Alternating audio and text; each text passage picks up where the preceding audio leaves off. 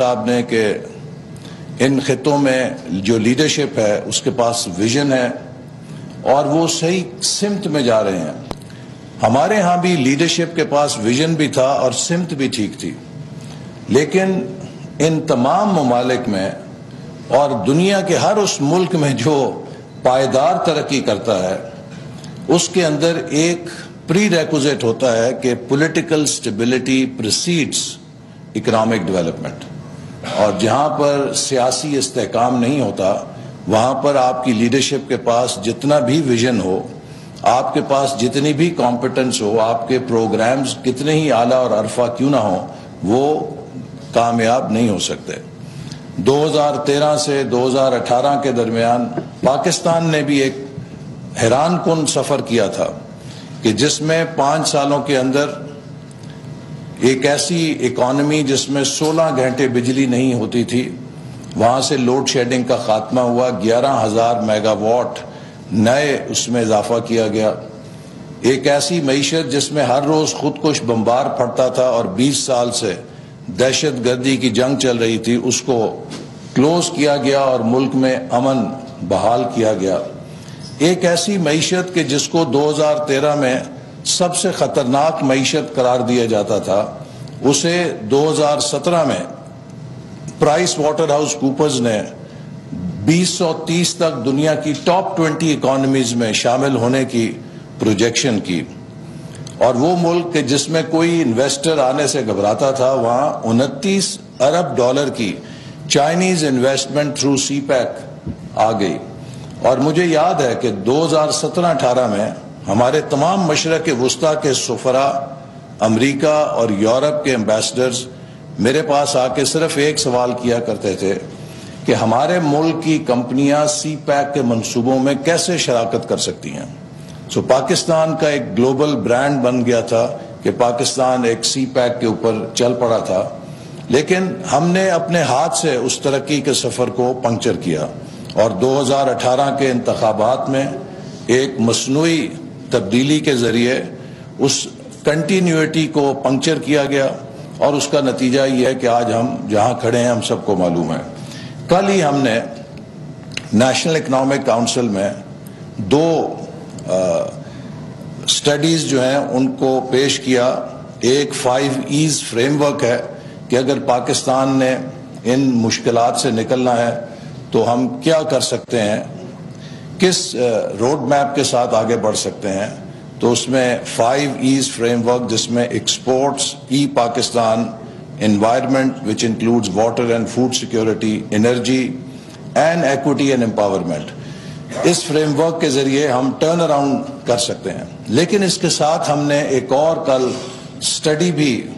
پیش کی national economic council میں، دیٹ از پاکستان آؤٹ لک 2035. اگر ہم اپنے آپ کو جہاں پہنچ گئے ہیں ادھر سے فیوچر میں پروجیکٹ کریں تو ہمارے سامنے 2 راستے ہیں. ایک راستہ ہے بزنس ایز یوزول کا کہ جس چال بے ڈھنگی پہ ہم پہنچ گئے ہیں اسی پہ اگر ہم قائم رہیں تو ہم 2035 میں کہاں پہنچیں گے.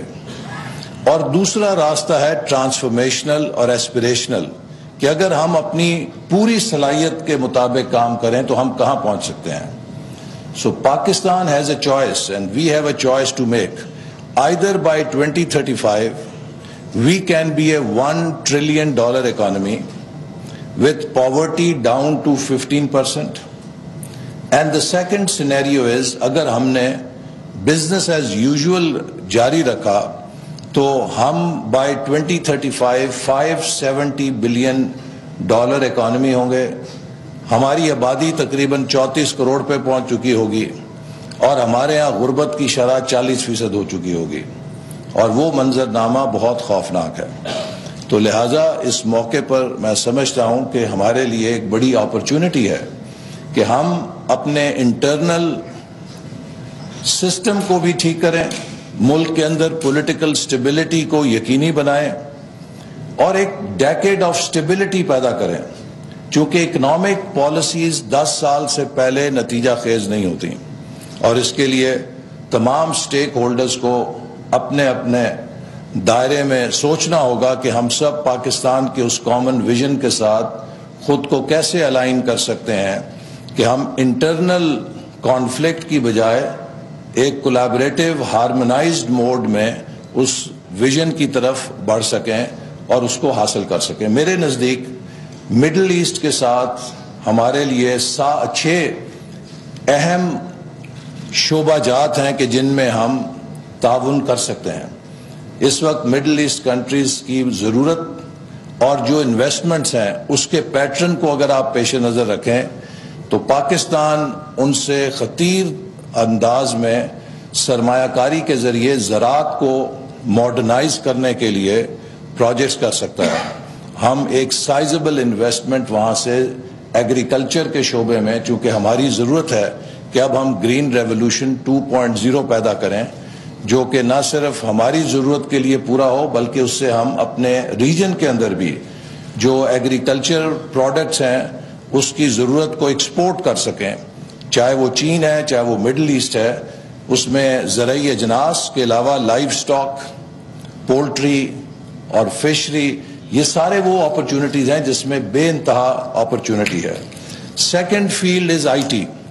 پاکستان کی جو ینگ پاپولیشن ہے اور اس کے جو سکلز ہیں ان کے ساتھ ہم پاکستان کو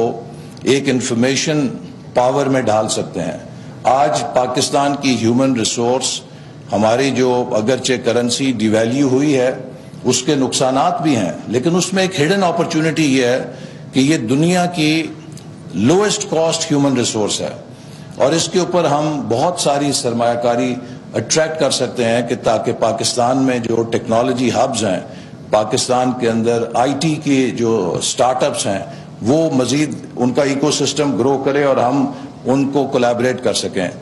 2017-18 میں ہم نے national centre for artificial intelligence قائم کیا تھا، تو مجھے اگلے دن جان کے خوشی ہوئی کہ وہ national centre for artificial intelligence